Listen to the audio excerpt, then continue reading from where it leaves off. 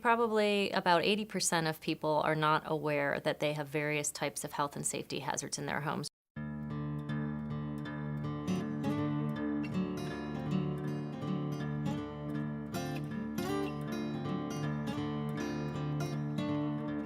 In this video series, you've gotten an introduction to healthy housing and seen examples of unhealthy housing conditions. Just a quick review, healthy homes are dry, clean, ventilated, contaminant-free, pest-free, safe, and maintained. Well, now we're going to evaluate a different kind of living space, a townhome. According to the Community Associations Institute, about 57 million Americans live in townhomes. Characterized by an independent entryway, windows on 2 or sometimes 3 sides, townhomes offer several advantages. One of the biggest advantages, no yard work or exterior maintenance. These tasks are typically handled by an association, and the homeowner pays dues for these services. Disadvantages of townhome living? The association might be poorly managed, so the complex may not be well maintained. Plus, townhomes mean common walls, so you may hear your neighbors, or worse, inherit their pests. Townhomes are typically owned. They're a great option for first-time home buyers and for downsizing adults because they offer the benefits of homeownership without all of the maintenance hassles. And they're also an attractive option for snowbirds, northerners who flock to the south during the winter months. And there's no shortage of snowbirds in search of paradise. The warm, humid weather in the southeastern United States is a lure for wintertime visitors. But Mother Nature is tough on exterior building materials. Southern humidity combines with intense sun to weather materials prematurely. The warm, humid conditions encourage growth of all kinds, from exotic plant life to less desirable kinds of growth, like mold. Mold is an issue that people are concerned about, and they're wanting to know what's causing it and what they can do to prevent it. Julie Dudley is familiar with healthy home challenges resulting from Florida's climate. A recent challenge has been introduced as a result of hurricanes: problematic drywall. The drywall issue is an interesting one.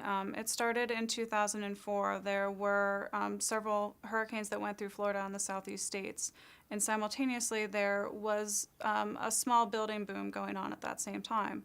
After the hurricanes went through, and due to the building boom, there was really a draw on the resources, particularly drywall. So it became cost effective for different suppliers to begin importing drywall from other countries. Research is still being done on just how damaging this drywall is for homes and homeowners. It definitely has an odor, and to people who are sensitive, that can be irritating to them. Studies thus far have not shown the drywall to be a public health issue, but the studies are ongoing, and the department is always looking and accepting new data on that topic. Rebecca Morley and Noel Crespo will conduct a healthy homes evaluation on a townhome damaged in a hurricane. Rebecca is the executive director for the National Center for Healthy Housing. Noel is an indoor air quality specialist with Orange County in Orlando, Florida. So this is one of the homes that was impacted by a hurricane in 2004. They had a lot of water, and she's pretty worried about water making its way into the house and also the back patio. Water concerns mean they'll pay special attention to the townhome's exterior, making sure there are no gaps, cracks, or holes. You can see right here that that piece of wood is not pretty, it's not caulked, and you can see the ends going around, so that's not good. And then I noticed up here we have a wasp nest. I can't tell if it's live right yet, but that needs to come down. Directly below the wasp nest, they find a vent. This must be the dryer vent. Can't imagine how this is helping with ventilation. It's completely clogged. That's a fire hazard, and it also will result in moisture building up on the inside. So she did say she has some moisture problems inside the house in this bedroom, which is right behind these walls. So I'm curious what's going on the outside. Yes, let's go and take a look. What do we have here? Is that like a closet? Closet, yeah. Storage? I mean, you can already see the beginnings of water damage down here. Yeah. Inside the closet, peeling paint on the ceiling indicates moisture penetration. And within easy reach of a child, toxic substances, lots of them. It'd be safer if this closet had a lock on it. Wood rot along the roofline provides more clues on water damage. Yes, you can see the rotten wood over there. Probably the same way it's leaking to this side. It could be leaking to the inside, so we'll have to take a closer look once we're in the bedroom. Okay, I think we're done with this area. Okay. Wow, watch the step. The step down is pretty treacherous. Yeah, be careful. And this mat isn't tacked down either. Let's go to the kitchen. Okay. Let me start here in the sink, which is an area where usually there are leaks in here. So let me check the humidity in this cabinet real quick. So even though there's no humidity here, you can see that there's a lot of chemical products for cleaning purposes stored right here.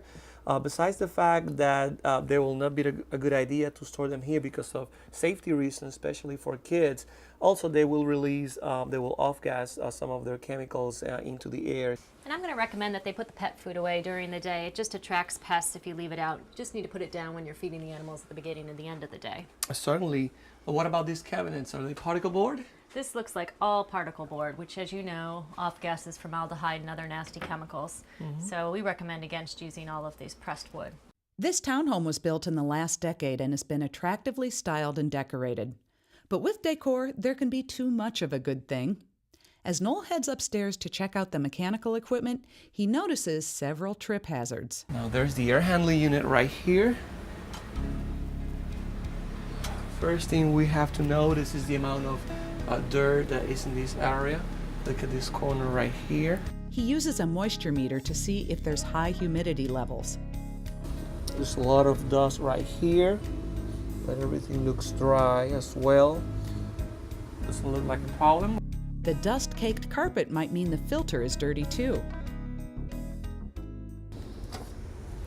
Yes, it is right here. All right, let's pull it. You can see that the filter needs to be changed. There's also a lot of pet hair, and it's dirty. It will need to be changed. This is what a clean furnace filter looks like. Filters should be changed every 3 months and look for a MERV rating of at least 8. Noel uses a digital camera to snap a picture of the air conditioning coil. As you can see, there are some spots around this area, and also some darker spots right here in the top of the coil that might be indications of mold growth. The air conditioning units should be serviced and cleaned every 12 to 18 months. The final stop in this townhome inspection is the master bedroom. It's here where the homeowner believes there's a mold problem. Well, you can tell this carpet is a major sink for allergens, possible mold, pests. For people with allergies and asthma, this is really a problem. I'd rather see smooth and cleanable floors. Certainly. And you can also see that the pets have made their home on the bed. Again, for asthma and allergy patients, not a great idea. This is interesting. You can see this dirt all along here. What do you suppose that is? That's either the cat or the dog. I'm positive on that. Well, one of her concerns was about water intrusion or humidity in this area. So let me take a look at the humidity in these walls right here. The handheld device Noel uses is a moisture meter. It has the ability to detect whether or not there's a high moisture content in the wood framing beneath the walls. If moisture is detected, there's likely wet and rotting wood, which is a recipe for mold. Even though everything looks very dry at this moment, you can see that the carpet is very worn out in this area. And you can see right here the amount of dust and pet hair are in this area. Certainly, those are things that can affect the quality of the air. The Healthy Homes inspection of this townhome is wrapped up. Time to find out from our experts how it rates. One of the keys to a healthy home is keeping it well maintained and keeping it clean. In order for a home to be clean, it needs to be cleanable. And so a couple of things I noticed in this home, there's not a lot of storage, and so a lot of things are left out and around. First of all, the regular maintenance on the coil is very important. The coil is the component of the air condition that it's going to be removing the humidity from the air. Also, the filter, it's another important issue. Having an adequate filter and replacing it according to the manufacturer's recommendation, that's usually between 1 and 3 months. and the frequency will depend on some of the factors like the amount of people living in the house, if they have pets, if they have carpet, and other things that they have to consider. Safety hazards. This home really concerned me. When you first walk in, there's a mat that's not tacked down, very slippery, and then you immediately step down into the living room on a pretty precarious step. So, and then also when you walk up the stairwell, you'll see there was a bunch of clutter and things stacked on the stairs, and that's a trip hazard going up or down. I'd give this home probably a B- or a C+. It's pretty well maintained. It has a few problems. The safety concerns would probably bring it down to a C-. Here's a quick recap on the townhome's healthiness. There was some minor damage on an outdoor storage closet. Carpets harbor dust and pet fur. The air handler's filter was filthy and the coil had mold. There were lots of toxic chemicals and cleaners. Outdoors, a wasp nest and ants were noted.